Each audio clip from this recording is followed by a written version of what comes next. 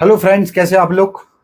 तो आप लोगों को गुड न्यूज़ तो मिल ही गया होगा कि आपके डिपार्टमेंटल एग्जामिनेशन के पॉइंट ऑफ व्यू से मैंने इस चैनल को लॉन्च किया है और आप और हम मिलकर इस चैनल के थ्रू डिपार्टमेंटल एग्जाम क्वालिफाई करेंगे, चाहे वो इनकम टैक्स इंस्पेक्टर का हो या इनकम टैक्स ऑफिसर का हो।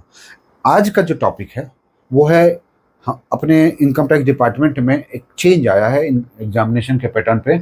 आईटीओ एग्जाम रूल 2026, इसमें क्या क्या चेंज आए हैं जो कि रिमार्केबल है और हम सबको जानना चाहिए, उसी को लेके मैं आया हूँ। तो ये रूल आया था, income tax departmental examination rule for income tax officers 2026, जो कि इफेक्टिव है 2026 से। अब इसमें मेजर जो जो चेंजेज आए हैं उसको मैं हाईलाइट कर देता हूँ। सबसे पहली बात कि ये जो रूल है ये 2026 से अप्लीकेबल है और जो भी एग्ज़ाम अब हमारे इस ईयर में होने वाले हैं वो न्यू रूल न्यू पैटर्न के आधार पे ही होंगे। करेक्ट। अब यहाँ पे जो मेजर चेंज आया है आपको मैं बता दूं कि यहाँ पे जो पहले ओल्ड पैटर्न, उससे पहले भी बता दूं कि अपने डिपार्टमेंट में जो आईटी एग्ज़ाम हो रहा था उसके अभी तक 3 रूल आए हैं।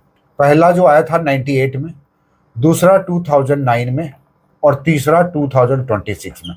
98 के पहले अगर होगा तो देर मस्ट बी, और होगा ही, उसके बारे में नहीं बता सकता।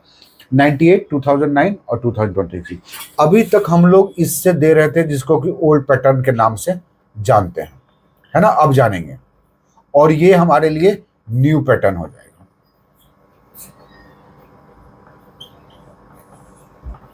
है ना। ओल्ड पैटर्न और न्यू पैटर्न। अब यहाँ पे जो चेंज आया है सबसे जो रिमार्केबल है हम सब के लिए, कि पहले ओल्ड पैटर्न में 4 पेपर्स हुआ करते थे, अब न्यू पैटर्न में 5 पेपर्स हो जाएंगे। क्लियर। अब 5वां पेपर क्या है ऐड हुआ है वो चीज हम डिस्कस करेंगे, लेकिन पहले ये देख लें कि 4 से 5 पेपर हो गया, पहली बात। नेक्स्ट इंपॉर्टेंट पॉइंट जो है, ये पहला पॉइंट। सेकेंड है जो कि पार्सली क्वालिफाइड कैंडिडेट के लिए है, जो हम सब के लिए ये क्वेरी होता है, partially qualified candidates. Partially qualified candidates किसको बोला गया है? जो मिनिमम एक पेपर क्लियर किया है ओल्ड पैटर्न में। मिनिमम एक पेपर ओल्ड में, मतलब 3 या 3 से कम पेपर अगर किसी ने क्लियर किया नहीं किया है पिछले साल में, तो मतलब यह है कि वो ओल्ड पैटर्न। मतलब सिंपली इतना जानिए कि अगर एक पेपर भी आपका रह गया पिछले पैटर्न में तो आप पार्सली क्वालिफाइड कैंडिडेट के तौर पे ट्रीट किए जाएंगे। अब पार्सली क्वालिफाइड कैंडिडेट को क्या खामियाजा भुगतना पड़ेगा वो बता दे रहा हूं। वो ये है कि उनके लिए पेपर 5 कंपलसरी हो गया।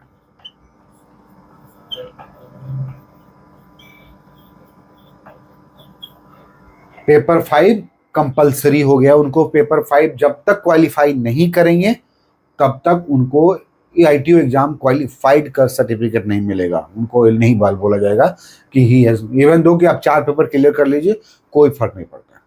ठीक है। सेकंड इंपॉर्टेंट चीज जो आप लोगों के लिए अच्छी बात यह भी है इसमें, कि पेपर 5 को क्वालिफाई करने के लिए आपको एक्स्ट्रा 1 अटेम्प्ट दिया जाएगा, एक चांस दिया जाएगा कि आप फिर से एग्जाम देके पास कर सकते हैं, सब्जेक्ट टू चांस। और चांस क्या किया है? मैक्सिमम 10। कितने? टोटल 10 चांस दिए गए हैं और उस 10 चांस में एक अटेम्प्ट ऐसा मान के चलिए कि जो आपको एक्स्ट्रा दिया जाएगा इस एग्जाम को पास करने के लिए, पेपर 5, जो कि आईटी एप्लीकेशन से रिलेटेड, जिसमें आईटी बीए, एचआरएमएस, इनसाइट, ये सब चीज पूछा जाएगा, है ना। तो 1 अटेम्प्ट। अब इसको क्लियर करने के लिए मैं आपको बता दूं कि पहली बात तो कि इसमें जो दिया गया है वो मैक्सिमम चांस 10 चांस दिया जाएगा। 10। अगर आप पुराने पैटर्न में ऑलरेडी 8 बार दे चुके हैं और इस पैटर्न में जो आ गया, नया पैटर्न आ गया और आपको 2 बार और देना है, तो मतलब ये हुआ कि 2 बार में आपको पूरा पेपर क्लियर करना है। फिर भी अगर नहीं होता है तो खास करके इस पेपर के लिए, पेपर 5 के लिए, अगर इसको क्वालिफाई नहीं कर पाते तो 1 साल और दिया जाएगा, 1 चांस और दिया जाएगा। मतलब total 3 chances will be given to you. However, बाकी पेपर्स के लिए आपको 2 ही चांस रहेंगे, क्योंकि 8 चांस आप लोग ऑलरेडी कंज्यूम कर चुके हैं। चलिए, ये चेंजेस हुआ।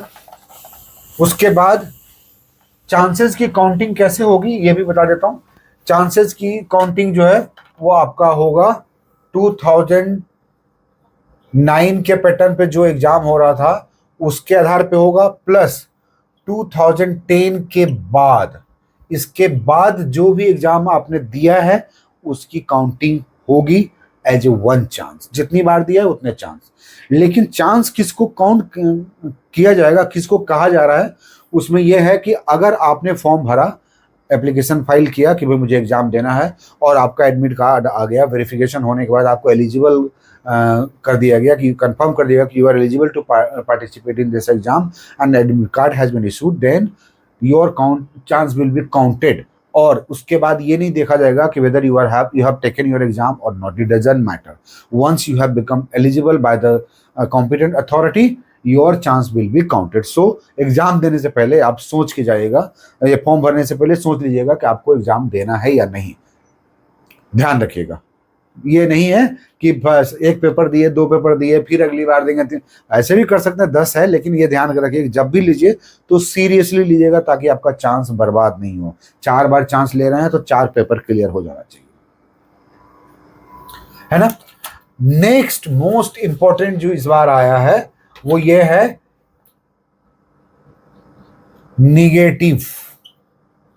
Negative marking. चूंकि ये सारे के सारे एग्जाम जो हैं एमसीक्यूज पे होते हैं, ये तो आप लोगों को पता ही है, ऑब्जेक्टिव टाइप क्वेश्चंस होते हैं, पेपर 1, पेपर 2, पेपर 3 तक पहले भी हो रहा था। तो ये जो है ऑब्जेक्टिव ही रहेंगे, paper 1, paper 2, paper 3 and paper 5।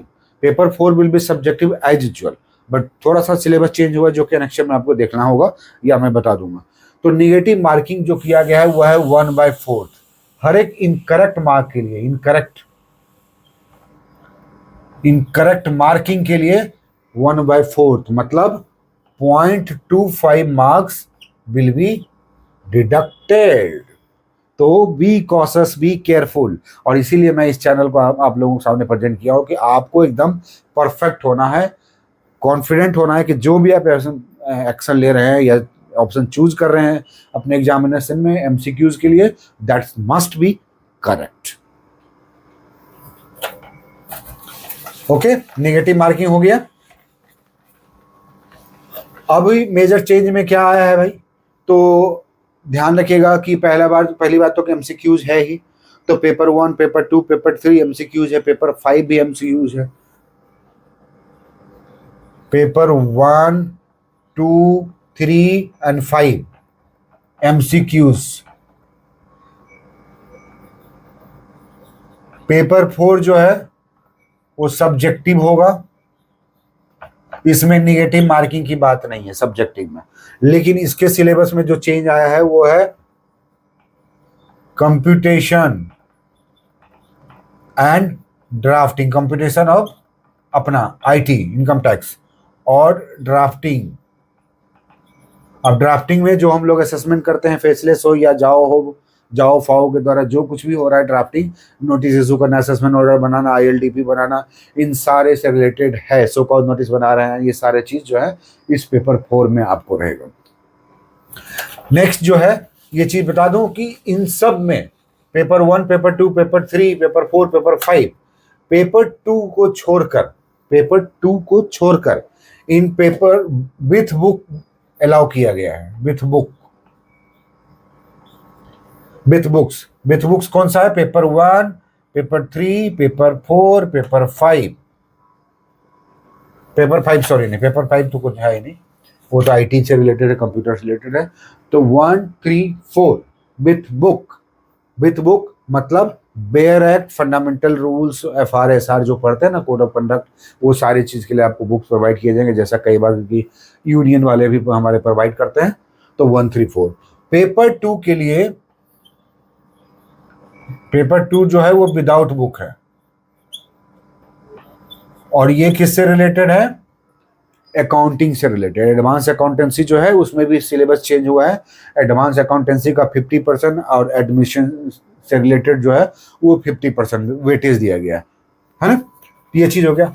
Next important चीज जो है, अगर आप इससे नेक्चर को देखिएगा तो पेपर 1, पेपर 2, पेपर 3, पेपर 4 इन सब में एक वेटेज दिया गया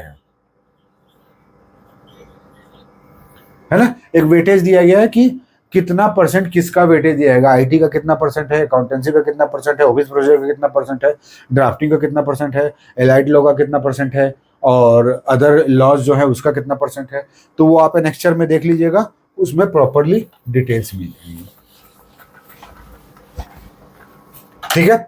और कोई भी अगर चेंज है तो आप रूल्स को पढ़ लीजिएगा, उन सारे रूल्स में आपको मिल जाएंगे। ये प्रॉपरली रूल बनाया हुआ है जिसमें कि सारी चीज़ें फेयर अनफेयर मीन्स जो हम लोग यूज करते हैं, कई बार चीटिंग करने की कोशिश करते हैं, कॉपी करने की कोशिश करते हैं, या किसी सामने इन्विजिलेटर जो है उनसे भी पूछ लेते हैं कि सर बता दो हमको कि क्या करना है।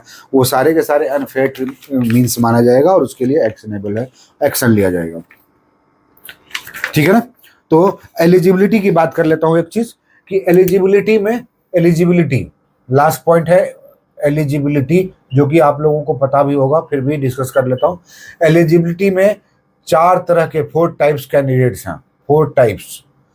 पहला आईटीआई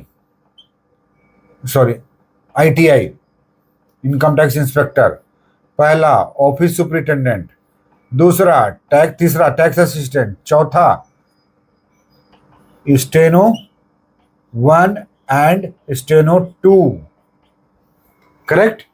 इन सब के साथ में एक क्राइटेरिया है कि आपका आईटीआई एग्जाम क्लियर होना चाहिए। ये चारों कैंडिडेट अगर आईटीआई एग्जाम क्लियर कर चुके हैं देन ओनली ही विल बी और they will be eligible to participate और टू टेक दिस एग्जामिनेशन।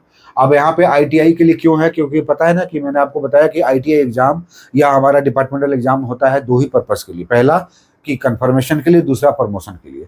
तो आईटीआई जो न्यूली रिक्रूटेड हैं उनके लिए ये आईटीआई एग्जाम पास करना कंफर्मेशन है, जॉब कंफर्मेशन के लिए। लेकिन जो प्रमोटिंग इंस्पेक्टर बनते हैं उनके लिए ये आईटीआई एग्जाम कंफर्मेशन के लिए नहीं बल्कि प्रमोशन के लिए होता है। एनीवे, लेकिन हर हाल में इनको आईटीआई एग्जाम पास करके रखना होगा, then only they will be eligible to participate in this examination.